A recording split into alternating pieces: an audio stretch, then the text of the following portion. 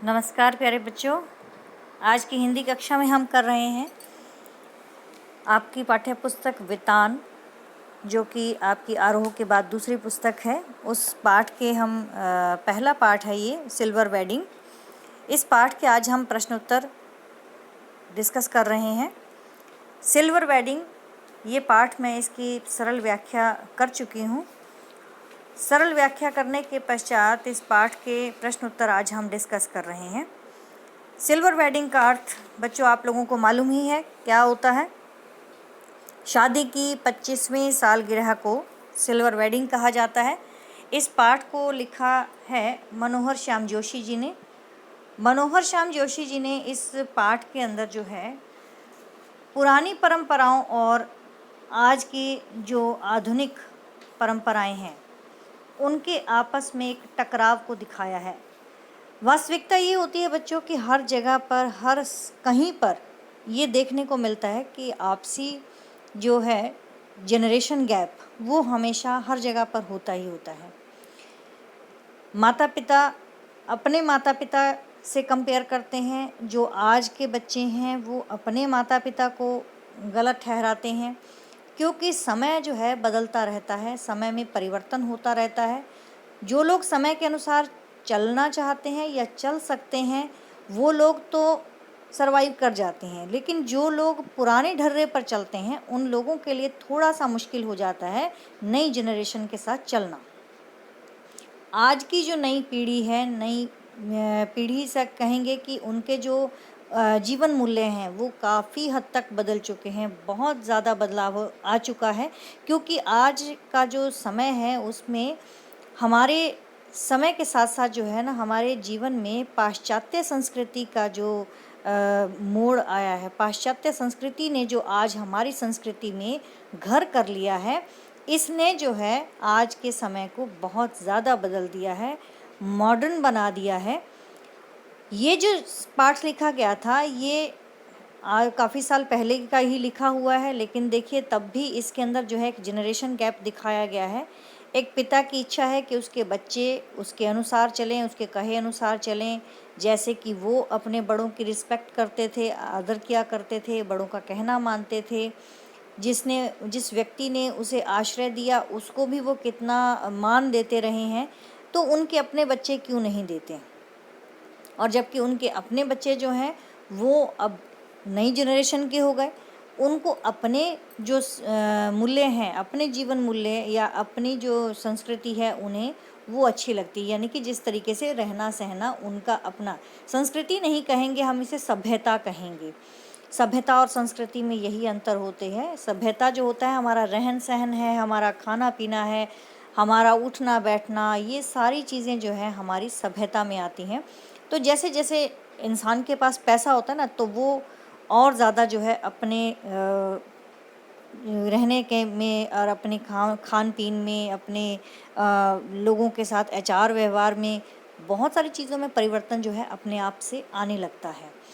इन्हीं सब चीज़ों को देखते हुए ये पाठ लिखा गया सिल्वर वेडिंग, जहाँ पर दो पीढ़ियाँ आपस में टकराव पर हैं और जिनमें कि सबसे ज़्यादा जो मुश्किल में रहते हैं वो इस पाठ के जो नायक हैं, इस पाठ के पात्र हैं, मुख्य पात्र हैं, जिनका नाम है यशोधर पंत, जिनको वाईडी कहा जाता है। यशोधर पंत जो व्यक्ति हैं उनकी अपनी पत्नी, उनके बच्चे, पत्नी तो अपने बच्चों का साथ देती है और बच्चे जो हैं वो अपने पिता की बहुत सी बातों को काटते हैं, जबकि पिता चाहते हैं कि भी बच्चा जो है उनके कहे अनुसार चले, लेकिन बच्चे जो हैं उनके कहे अनुसार ना चलकर अपनी मर्ज़ी करते हैं, तो जो उन्हें अच्छा नहीं लगता। तो इस पाठ के अंदर क्या जो है इसके प्रश्न उत्तर हैं वो हम डिस्कस कर रहे हैं। पहला प्रश्न इसमें पूछा गया है, यशोधर बाबू की पत्नी जो है समय के साथ ढल सकने में सफल होती है, लेकिन यशोधर बाबू असफल रहते हैं, ऐसा क्यों। अभी मैंने बात की कि उनकी जो पत्नी है, यशोधर बाबू की पत्नी, वो अपने बच्चों के जो आज की जो उनकी पीढ़ी है, यानी कि उनके जो अपने बच्चे हैं, जिस तरीके से वो पहनते हैं, कपड़े पहनते हैं, जिस प्रकार से वो रहना चाहते हैं, तो उनकी जो पत्नी है वो अपने बच्चों का साथ देती है। लेकिन यशोधर बाबू जो हैं वो इस चीज़ में असफल क्यों रहते हैं, उसके पीछे कारण क्या है। यशोधर बाबू जो हैं बचपन में ही माता पिता के देहांत हो जाने की वजह से जिम्मेदारियों के बोझ से जो है वो लद गए थे। कहने का अर्थ है कि यशोधर बाबू अभी बचपन में छोटे ही थे जब उनके माता पिता का देहांत हो गया, तो यूँ समझ लीजिए परिवार की जिम्मेदारी उनके ऊपर आ गई। तो उन जिम्मेदारियों के बोझ तले जो है वो लद गए। वे सदैव पुराने ख्यालों वाले लोगों के बीच में रहे, पले बड़े, अतः वे उन परंपराओं को चाहकर भी नहीं छोड़ पाए। ये बात सच होती है, जो व्यक्ति जिस माहौल में रहने लग जाता है उसके ऊपर उसकी छाप अपने आप से पड़ती जाती है। तो यशोधर बाबू भी ऐसे थे कि अपने माता पिता के देहांत के बाद जब वो शहर में आए तो उनको किशनदा मिले। किशनदा जो थे वो उनके अपने कृष्णानंद जो है उनका नाम था। कृष्णानंद को ये किशनदा कहा करते थे। किशनदा जो है वो थोड़े से उनसे उम्र में काफ़ी बड़े थे और अपने यहाँ पर जब क्योंकि उस समय में जब यशोधर बाबू शहर में आए थे तो मैट्रिक पास करके आए थे, तो उम्र छोटी थी, तो सरकारी नौकरी के लिए उनकी उम्र अभी नहीं थी। तो अपने पास ही किशनदा ने उनको रखा, रसोइया बनाकर रखा कुछ समय के लिए, और बाद में जब उनकी उम्र 18 साल की हो गई तो अपने ही दफ्तर में उन्हें नौकरी दिलवा दी। तो ये किशनदा का जो जीवन के जो मूल्यों का प्रभाव जो है सबसे ज़्यादा वो यशोधर बाबू के ऊपर पड़ा। तो जिस माहौल में वो पले बड़े वही उसी ढर्रे पर जो है वो चलते रहे, उसको बदल नहीं पाए, जिसके कारण से जो है उनके ऊपर जो है उन परंपराओं को वो छोड़ नहीं पा रहे थे। यशोधर बाबू अपने आदर्श घोर संस्कारी किशनदास से अधिक प्रभावित हैं और आधुनिक परिवेश में बदलते हुए जीवन मूल्यों और संस्कारों के विरुद्ध हैं। उन्हें ऐसा लगता था कि जैसे किशनदा उनके लिए आदर्श रहे, उनको संस्कार उन्होंने दिए, उसी प्रकार से आज के समय में आज के बच्चे जो हैं पुराने चीज़ों को क्यों नहीं अपनाते हैं, पुराने ही परिवेश में क्यों नहीं जी पाते हैं। वो उन्हें जो है ये मॉडर्निटी जो है पसंद नहीं आती, उन्हें ये आधुनिक परिवेश में बदलते हुए जीवन मूल्य पसंद नहीं आते और वो इन संस्कारों के विरुद्ध हैं। इसी के चलते परिवार के सदस्यों से उनका मतभेद बना रहता है। मतभेद का मतलब उनका आपस में टकराव रहता है, उनके आपस में दोनों राय नहीं मिलती, अपने बच्चों के साथ, अपनी पत्नी के साथ, और जबकि उनकी पत्नी जो है अपने बच्चों के साथ खड़ी दिखाई देती है। विवाह के बाद उसे संयुक्त परिवार के कठोर नियमों का निर्वाह करना पड़ा। किसे? किशनदा की पत्नी को। किशनदा की पत्नी को जब शादी हुई तो किशनदा की पत्नी जब परिवार में आई तो उनके परिवार में उनके ताऊ जी, उनके बच्चे, उनके जो बुआ वगैरह ये सब रहती थी उस परिवार में। तो एक संयुक्त परिवार में जब वो आई तो वहाँ पर घूंघट करके रहना, बड़ों की बातें सुनना, बड़ों के आगे नहीं बोलना, ये सब चीज़ों का उनको ना उनके साथ उनको निभाना पड़ा। तो ये सब चीज़ें जो है उनको लगा कि भी ये तो बहुत कठिन थी। और आज समय ऐसा आ गया था कि जब उनके अपने बच्चे जो हैं एक आधुनिक हो चले हैं, मॉडर्न ज़माने में रह रहे हैं, तो उनको अपने बच्चों का सब कुछ अच्छा लगने लगा। तो विवाह के बाद जब वो संयुक्त परिवार के कठोर नियमों का निर्वाह उन्हें करना पड़ा, इसलिए वह अपने बच्चों के आधुनिक दृष्टिकोण से जल्दी ही प्रभावित हो गए। उन्हें लगा कि रोक टोक नहीं होनी चाहिए थी, क्योंकि संयुक्त परिवार में रहते हुए किशनदा की पत्नी को बहुत ही रोक टोक का जो है सामना करना पड़ा। परिवार के अंदर छोटी होने की वजह से उसे हर बात माननी पड़ती थी बड़ों की। वे बेटी के कहे अनुसार नए कपड़े पहनती है और बेटों के किसी भी मामले में दखल नहीं देती। यशोधर बाबू की पत्नी समय के साथ परिवर्तित हो जाती है, लेकिन यशोधर बाबू जो हैं अभी भी किशनदा के संस्कारों और परंपराओं से चिपके हुए हैं। वे बदलते समय को समझते तो हैं, किंतु पूरे मन से स्वीकार न कर पाने के कारण असफल रहते हैं। उन्हें लगता है कि समय बदल रहा है, संस्कार बदल रहे हैं, परंपराएं बदल रही हैं, लेकिन वो खुद उन चीज़ों को जो है ना छोड़ना नहीं चाहते हैं। वो उसे पूरी तरह से पूरे मन से स्वीकार उस बदलाव को नहीं कर पा रहे हैं, इस कारण से वे असफल रहते हैं। अगला प्रश्न पूछा गया है कि पाठ में जो हुआ होगा वाक्य की आप अपनी अर्थ छवियाँ जो है खोज सकते हैं या खोज सकते हैं। जो हुआ होगा वाक्य में जो है एक ये जो हुआ होगा बहुत बार आया था कि जब किशनदा की मृत्यु हो जाती है तो उनका परिवार तो था नहीं, तो जहाँ रिटायरमेंट के बाद 1 साल के बाद वो गांव चले जाते हैं तो वहाँ उनकी मृत्यु हो जाती है। परिवार में उनका कोई था नहीं सदस्य जो उनके साथ रहता हो, तो इसलिए उनके अपनी ही बिरादरी के किसी दूर के रिश्तेदार से जब यशोधर बाबू ने पूछा कि किशनदा की मृत्यु कैसे हुई, तो उन्होंने यही जवाब दिया कि मालूम नहीं, जो हुआ होगा। तो जो हुआ होगा का मतलब समझ नहीं आया यशोधर बाबू को कि जो हुआ होगा का अर्थ क्या है, कि मृत्यु जो हुआ होगा से कैसे हो गई। तो यहाँ पर जो है इसके अंदर जो है क्या कई अर्थ छिपे हुए हैं। कहते जो हुआ होगा वाक्य जो है पाठ में पहली बार तब आता है जब यशोधर बाबू किशनदा की जाति के भाई से उनकी मृत्यु का कारण पूछते हैं। तो उत्तर में उन्होंने कहा कि जो हुआ होगा, यानी पता नहीं। फिर यशोधर बाबू यही विचार करते हैं कि जिनके बाल बच्चे ही नहीं होते वे व्यक्ति अकेलेपन के कारण स्वस्थ दिखने के बावजूद भी बीमार हो जाते हैं और एकाकीपन जो है उससे उनकी मृत्यु हो जाती है। यानी अकेलापन ही अपने आप में सबसे बड़ी बीमारी है। जिनके परिवार में बच्चे होते हैं, हंसते खेलते रहते हैं, आसपास घूमते रहते हैं, उनसे बातचीत करते रहते हैं, तो ऐसे लोगों की उम्र जो है, मतलब बुज़ुर्ग लोगों की उम्र जो है ज़्यादा होती है। और जो लोग अकेले रह जाते हैं या अकेला जीवन जीते हैं, तो उनकी इस अकेलेपन के कारण जो है जल्दी मृत्यु हो जाती है।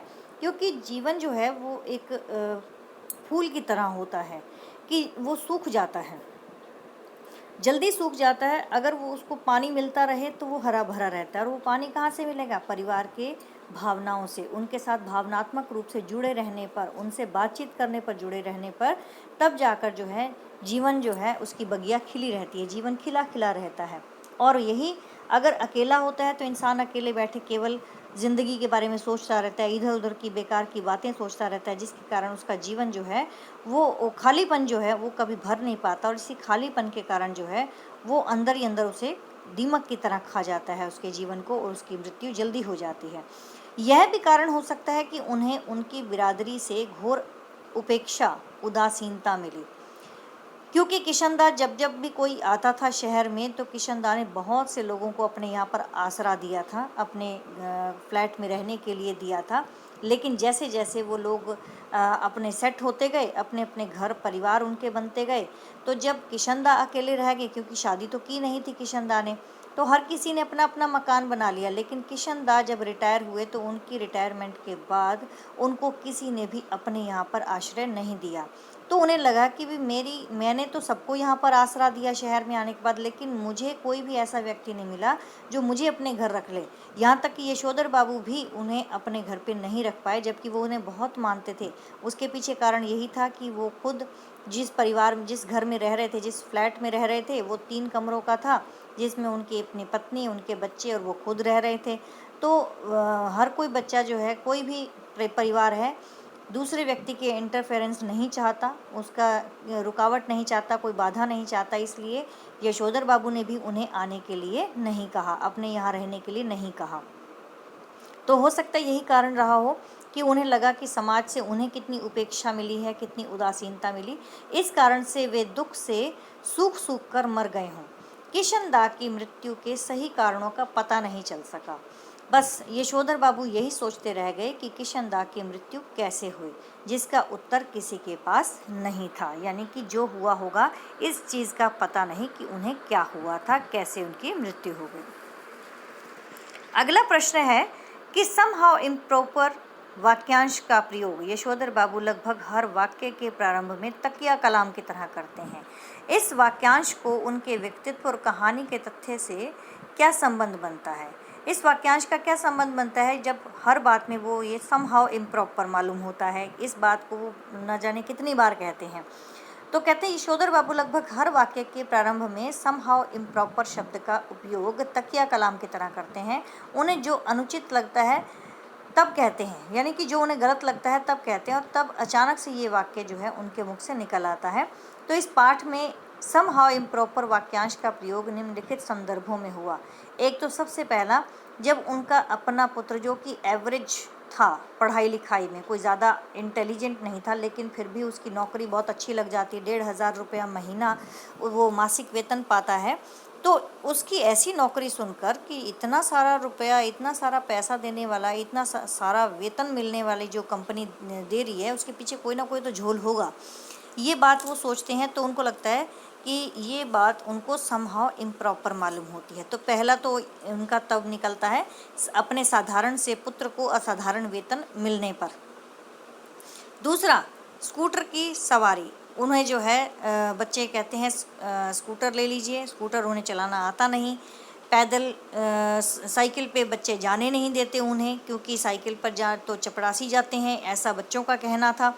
तो इसलिए जो यशोधर बाबू हैं वो पैदल ही अपने दफ्तर जाते हैं। तो स्कूटर की सवारी आने पर जो है उसको लगता है कि भी ये समहाउ इम्प्रॉपर मालूम होता है कि वो स्कूटर की सवारी नहीं कर सकते। दफ्तर में सिल्वर वेडिंग, मतलब उनको जो है इस तरह के शुक्ल मेले मनाने में कोई शौक़ नहीं है। वो केवल अपनी सिल्वर वेडिंग पर भी दफ्तर वालों को जो है पार्टी वार्टी ऐसे नहीं देते हैं, बस उनको थोड़े से पैसे देकर आ जाते हैं कि आप लोग चाय पानी पी लीजिएगा, और उनका खुद का कोई इंटरेस्ट नहीं होता कि दफ्तर के लोगों के बीच में बैठें और पार्टी करें, क्योंकि उनको समहाउ इम्प्रॉपर मालूम होता है ऐसा करना। तो सिर्फ दफ्तर में जो सिल्वर वेडिंग मनाने का उनका कोई विचार नहीं था। चौथा उनका था डीडीए फ्लैट का पैसा ना भरने पर। तो उनको जो फ्लैट मिला था उसका जो फ्लैट भरने के लिए वो पैसा उन्होंने नहीं भरा था। उनको लगता था कि जैसे किशन दा कहते थे कि मूर्ख लोग मकान बनाते हैं और समझदार लोग उसमें रहते हैं। तो उनका कहने का अर्थ था कि भी मकान नहीं बनाना चाहिए कभी भी, ये फिजूल का खर्चा है। अगर रहना ही है किराए पे रह लो, जब तक ज़िंदगी है तब तक, जब तक क्वार्टर मिल रहा है क्वार्टर में रहो, उसके बाद रिटायरमेंट के बाद अपने गाँव चले जाओ, कोई पुश्तैनी मकान है तो वहाँ चले जाओ, नहीं तो ऐसे ही किराए पर जो है रहकर गुजारा कर लो। तो ये बात उनको समहाउ इम्प्रॉपर मालूम होती है कि उनको लगता है कि भी हाँ ये डीडीए फ्लैट पर जो है पैसा भरना फिजूल की बात है। खुशहाली में रिश्तेदारों की उपेक्षा करने पर, खुशहाली में रिश्तेदारों की उपेक्षा यानी कि अगर आप खुश हैं तो आप अपने रिश्तेदारों को बुलाएं, ऐसा उनका मानना था। लेकिन उनके बच्चे जो हैं वो कहते हैं कि पापा आप कभी भी किसी भी रिश्तेदार को हमारे यहाँ मत बुलाइए प्लीज़, बिना बात की जो है खेचल होती है। तो इसलिए उनको लगता है कि रिश्तेदारों, लेकिन जो यशोधर बाबू हैं वो रिश्तेदारी में कुछ ज़्यादा ही विश्वास रखते हैं। तो उनको लगता है कि भी हमें जो है अपने रिश्तेदारों की ऐसी उपेक्षा नहीं करनी चाहिए। और फिर उसके बाद उनको लगता है छोटे साले के ओछेपन पर। जो उनका छोटा साला है वो उसी ने ही उसके बेटे को जो है दिलवाई नौकरी, बड़े बेटे को, जो कि एवरेज है बच्चा उनका पढ़ाई में, उसको नौकरी दिलवाते हैं। तो उनको लगता है कि ये खुद ही ओछा है तो इसने नौकरी भी ऐसी दिलवाई होगी। तो उस पर जो है उनको लगता है कि समहाउ मुझे तो उसका जो व्यवहार है, ओछापन जो है वो समहाउ इम्प्रॉपर मालूम होता है। और केक काटने की विदेशी परंपरा पर, जब उनकी सिल्वर वेडिंग मनाने के लिए उनके घर में बच्चे जो हैं उनकी पार्टी रख लेते हैं, तो पार्टी रखने के बाद उनकी बेटी ज़िद करती है कि मम्मी पापा एक साथ केक काटें। तो ये बात जो है समहाउ उनको इम्प्रॉपर मालूम होती, क्योंकि उनका ऐसा मानना है कि ये केक वेक काटना जो है ये तो विदेशियों का काम है, ये तो मतलब विदेशी परंपराएं हैं, हमारे देश में ऐसा नहीं होता। इन संदर्भों से यह स्पष्ट हो जाता है कि यशोधर बाबू जो हैं एक सिद्धांतवादी हैं। यशोधर बाबू आधुनिक परिवेश में बदलते हुए जीवन मूल्यों और संस्कारों के विरुद्ध हैं। वे उन्हें अपनाना नहीं चाहते। इसी आदत के कारण अक्सर परिवार में उनका मनमुटाव बना रहता है और असहजता और अस्वाभाविक स्थिति में यह वाक्यांश अनायास ही उनके मुंह से निकल पड़ता है। अनायास का मतलब होता है अचानक से उनके मुंह से निकल पड़ता है, समहाउ इम्प्रॉपर। अगला प्रश्न है, यशोधर बाबू की कहानी को दिशा देने में किशन दा की महत्वपूर्ण भूमिका रही है। आपके जीवन को दिशा देने में किसका महत्वपूर्ण योगदान रहा और कैसे? ये एक बार प्रश्न आपकी जो परीक्षा है, वार्षिक परीक्षा, उसमें आ चुका है। तो यहाँ पर जो है कि यशोधर बाबू की कहानी को दिशा देने में किशन दा की महत्वपूर्ण भूमिका रही। तो उन्होंने ये कहा कि भी जो यशोधर बाबू का जीवन था वो तो एक आधा अधूरा सा ही था, जब वो वहाँ से सब कुछ छोड़कर गांव से अपने शहर में आ गए नौकरी करने के लिए, क्योंकि जिम्मेदारियां थी उनके ऊपर। तो किशन दा ने उनको संभाल लिया। तो हमारे जीवन में ऐसा कौन रहा है? हमारे जीवन में कोई भी हो सकता है। आप अपने जीवन के विषय में कि आपके जीवन को दिशा देने में आपकी बड़ी बहन, आपकी माँ या आपके पिता, आपके भाई या आपका कोई दोस्त या कोई टीचर, कोई भी रहा हो, जो कोई भी है, उनके विषय में आप यहाँ पर लिख सकते हैं, जिसने कि आपके जीवन को एक नई दिशा दी, एक नया मोड़ दिया, एक उद्देश्य दिया, कोई एम आपका, कोई एक लक्ष्य आपने साधा, उस व्यक्ति को आपने आदर्श माना और वो आपके जीवन का एक रोल मॉडल बनकर आपको जीवन भर प्रेरित करता रहा है, ऐसे व्यक्ति के विषय में आपने लिखना है। तो जिस व्यक्ति ने भी आपका मार्गदर्शन किया आपके जीवन में, आपकी कमज़ोरियों को दूर करके आपकी सहायता की, आपको हर क्षेत्र में आगे रहने के लिए प्रेरित किया, ऐसे किसी भी व्यक्ति के विषय में आप लिख सकते हैं। अगला प्रश्न है, वर्तमान समय में परिवार की संरचना स्वरूप से जुड़े आपके अनुभव इस कहानी से कहाँ तक सामंजस्य बिठा पाते हैं? कि कहते हैं आज के समय में जो परिवार की संरचना है उससे जुड़े हुए आपके जो अनुभव हैं वो इस कहानी से, क्योंकि आज भी समय में बदलाव आया है। पहले समय होता था लोग जो है जॉइंट फैमिली में रहते थे, आज मोस्टली जो हैं न्यूक्लियर फैमिलीज़ हो गई हैं, एकल जो है परिवार हो गए हैं। और परिवार, एकल परिवार में केवल माता पिता और बच्चे ही रह गए हैं, दादा दादी चाचा चाची कोई भी साथ नहीं होता है। हर कोई अपने अपने जो है उसमें रहता है। तो हमारे जीवन में इसका अनुभव जो है इस कहानी के साथ कहाँ तक तालमेल बिठा पाता है? कहते हैं इस पाठ के माध्यम से पीढ़ी के अंतराल का मार्मिक चित्रण किया गया है, मतलब जनरेशन गैप का। आधुनिकता के दौर में यशोधर बाबू परंपरागत मूल्यों को हर हाल में जीवित रखना चाहते हैं। उनको लगता है कि भी आज मॉडर्न ज़माना आ गया, लेकिन फिर भी अपनी परंपराओं को इंसान को नहीं भूलना चाहिए, वो उसे जीवित रखना चाहते हैं। उनका उसूल पसंद होना दफ्तर एवं घर के लोगों के लिए सिरदर्द बन गया था। यानी आज के समय में फ्लेक्सिबिलिटी हर कोई चाहता है, क्योंकि पता है समय कब कहाँ किसको किसके साथ जाना पड़े पता नहीं होता, लेकिन पुरानी ज़माने की बातों को भूल जाना चाहिए। तो ये चीज़ें जो है उनका उसूल पसंद होना दफ्तर के लोगों के लिए और घर के लोगों के लिए एक सिरदर्द बन गया था। यशोधर बाबू जो हैं वो संस्कारों से जुड़ना चाहते हैं और संयुक्त परिवारों की संवेदनाओं को अनुभव करते हैं, यानी कि संयुक्त परिवार के इमोशंस को जो है वो मानते हैं, जबकि उनके बच्चे जो हैं अपने आप में जीना चाहते हैं। उनको लगता है कि भी हमें जो है केवल अपने आप के लिए ही जीना चाहिए, वे पुरानी मान्यताओं को नहीं मानते। अतः मेरे मत से तो पुरानी पीढ़ी को जो है कुछ आधुनिक होना पड़ेगा और नई पीढ़ी को भी पुरानी परंपराओं और मान्यताओं का ख्याल रखना होगा, तभी ये सामंजस्य जो है संभव है, जब दोनों पक्ष एक दूसरे का सम्मान एवं सुख सुविधा का ख्याल रखेंगे। ये बात होती है कि एक जनरेशन का दूसरे जनरेशन के साथ जो है गैप होता है, और ये गैप तभी मिट सकेगा जब माता पिता अपनी बातों के साथ जो है अपने जीवन के साथ अपने बच्चों के साथ जो है उसको कंपेयर ना करें, और बच्चे जो हैं वो अपने माता पिता के जीवन से कुछ प्रेरणा लें, उनके साथ 2 घड़ी बैठें, उनके बारे में सुने, उनके जीवन में क्या घटित हुआ, कब किसने किसके साथ जो है क्या चीज़ों को महसूस किया, उनके अनुभवों से प्रेरणा लें, तभी जाकर जो है जीवन हमारा सफल हो सकता है। ये नहीं कि हम नई पीढ़ी जो है वो पुरानी पीढ़ी को नकार दे और पुरानी पीढ़ी जो है नई पीढ़ी के मूल्यों को या उनकी आधुनिकताओं को नकारे। तो यहाँ पर सामंजस्य तभी बैठ सकता है 2 पीढ़ियों के बीच में, जब दोनों एक दूसरे को समझें। अगला प्रश्न है कि निम्नलिखित में से किसे आप कहानी की मूल संवेदना कहेंगे और क्यों? सबसे पहला है हाशिए पर धकेले जाते मानवीय मूल्य। अब इसके अंदर हाशिए पर धकेले जाने वाले मानवीय मूल्य, यहाँ पर जो है आधुनिकता के दौर के अंदर जो है यशोधर बाबू जो है परंपरागत मूल्यों को हर हाल में जीवित रखना चाहते हैं, और वही बात है कि उनका उसूल पसंद होना किसी को पसंद नहीं है। वो जुड़ना चाहते हैं संस्कारों से, संयुक्त परिवारों से जुड़ना चाहते हैं। उन्हें पिता का पुराना रवैया अपनी बेइज्जती लगता है, जबकि आज के जो बच्चे होते हैं ना, आज के बच्चों को अपने पिता का पुराना रवैया जो है वो उन्हें बेइज्जती लगता है। यशोधर जी जो है नए चलन को स्वीकार नहीं करते, और नई पीढ़ी का जो है ये द्वंद्व चलता रहता है। नई और पुरानी पीढ़ी का आपस में ये जो झगड़ा है, ये द्वंद्व चलता रहता है। तो सांस्कृतिक सामाजिक संरक्षण के लिए स्वस्थ परंपराओं की सुरक्षा जो है वो आवश्यक है, किंतु बदलते समय और परिवेश में इनकी उपेक्षा जो है नहीं की जानी चाहिए। अगला वो कहते हैं इसीलिए जो है मेरे मत से पुरानी पीढ़ी को थोड़ा आधुनिक होना पड़ेगा, नई पीढ़ी को पुरानी मगर स्वस्थ परंपराओं और मान्यताओं को सम्मान देना पड़ेगा। अगला है पीढ़ी का अंतराल। ये तो पीढ़ी का अंतराल था, और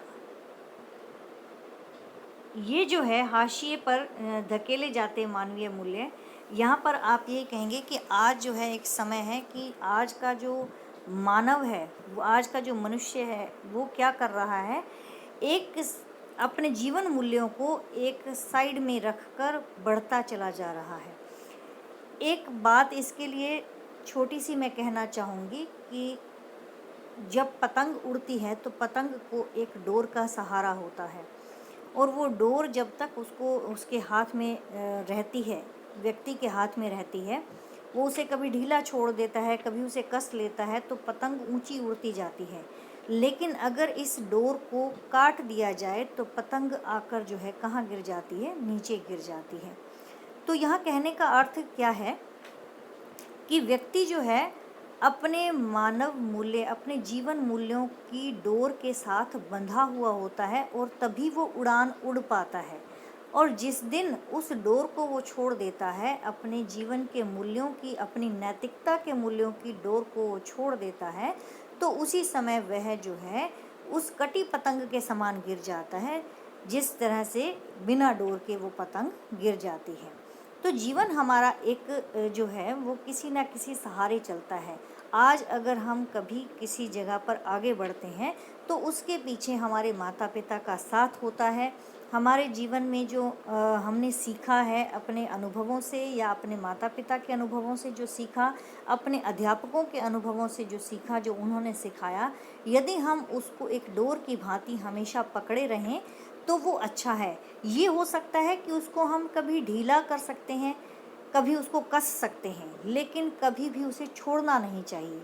यही होता है कि हमें जो है अपने मानवीय मूल्यों को एक हाशिए पर, यानी कि एक अलग जगह पर जो है नहीं धकेल देना चाहिए, उसको पकड़े रहना चाहिए, छोड़ना नहीं चाहिए। ढीला कर सकते हैं आप उसको, कस सकते हैं आप उसको, लेकिन उसे कभी छोड़ना नहीं चाहिए। और इसमें तीसरा जो पाश्चात्य संस्कृति का प्रभाव है वो आप देख ही रहे हैं। इस पर आप अपने विचार भी लिख सकते हैं कि आज की पाश्चात्य संस्कृति का हमारे जीवन पर क्या प्रभाव पड़ रहा है और कैसा पड़ रहा है।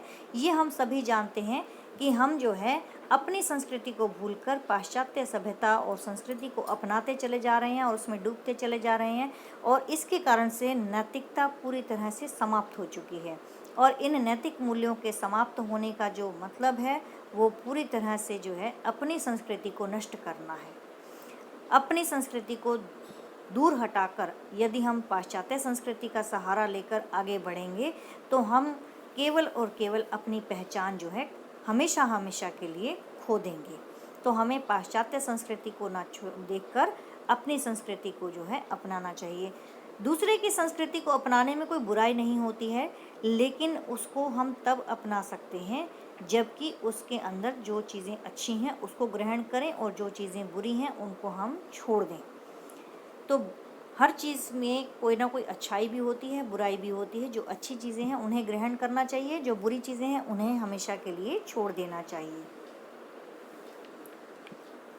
यहाँ पर जो है ये भी आपके अपने मतलब का प्रश्न है कि अपने घर और विद्यालय के आसपास हो रहे उन बदलावों के बारे में लिखें जो सुविधाजनक और आधुनिक होते हुए भी बुज़ुर्गों को अच्छे नहीं लगते, और अच्छा न लगने के क्या कारण होंगे। ये बच्चों आप सब देख सकते हो, आपके माता पिता भी घर में रहते हैं, वो भी बहुत सारी बातें ऐसे करते होंगे कि सारा दिन फ़ोन पे लगे रहते हैं, बच्चे देर तक पार्टियों में जाते हैं, मतलब बड़े बड़े शहरों में तो जाते ही हैं, दिन भर कंप्यूटर पे, इंटरनेट पर और उसका इस्तेमाल करते हैं। और घर से विद्यालय जाने के लिए साइकिल या मोटरसाइकिल का इस्तेमाल करते हैं। ज़्यादातर लोगों का ऐसा मानना होता है कि जितना पैदल चलोगे उतना अच्छा है।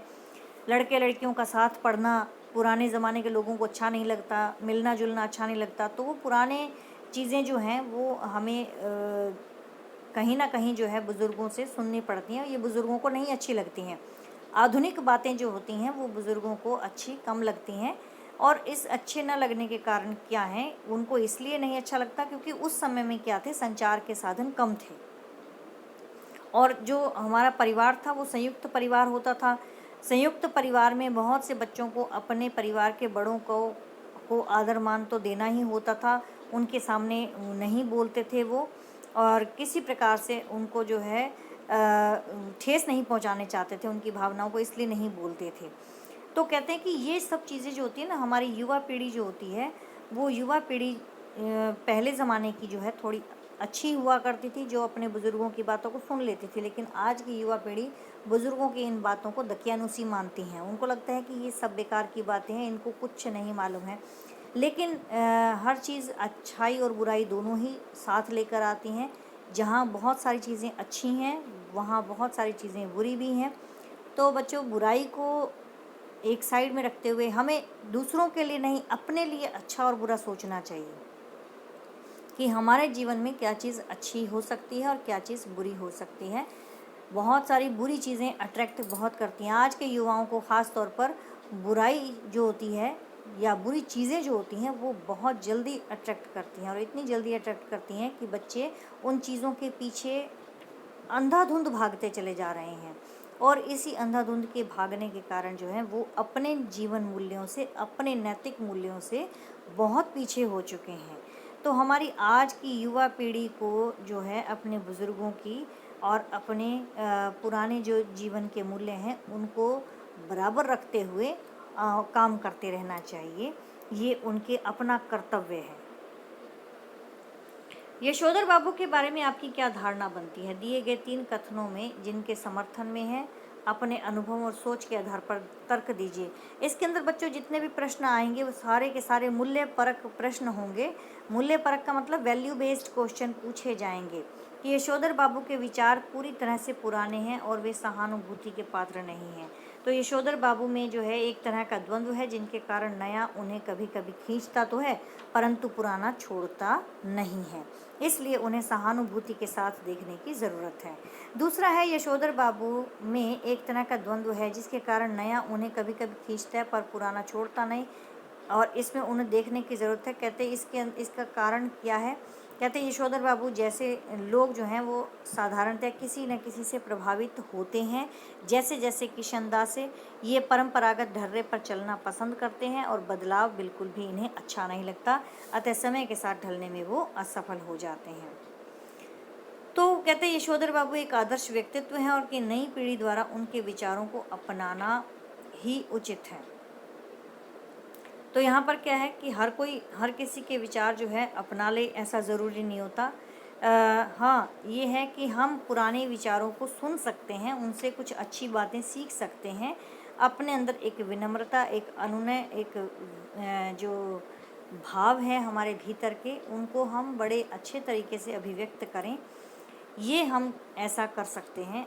और हमें जो है एक यशोधर बाबू एक जो जिस प्रकार का व्यक्तित्व है वो आदर्श भी हम कह सकते हैं और नहीं भी कह सकते, दोनों ही बातें हैं।